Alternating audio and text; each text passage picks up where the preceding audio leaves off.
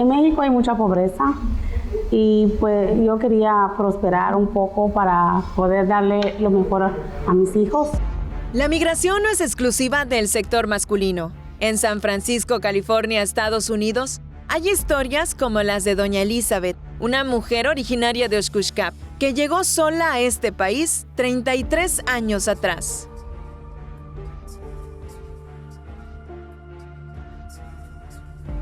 Yo trabajé por mucho tiempo, por muchos años, puro dobles, quería poner algo para mis hijos, para que ellos no tengan que pasar lo que yo pasé.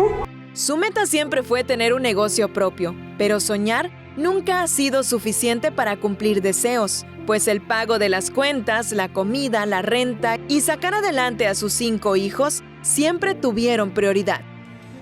Pues yo siempre soñé tener un negocio, pero pues no alcanzaba porque por más que trabajes, no tienes que pagar renta, los gastos de los niños y no puedes. Impulsada por su hermana Juanita, quien también reside en California y logró establecer un restaurante hace unos años atrás, doña Eli no quitó el dedo del renglón, triplicó esfuerzos y es así como en marzo de 2020 vio nacer su propio restaurante, Cocina Maya. Me siento feliz porque sí pude hacerlo y sigo luchando para seguir más adelante porque pues apenas estamos empezando. Pero gracias a Dios hemos logrado establecer un poco.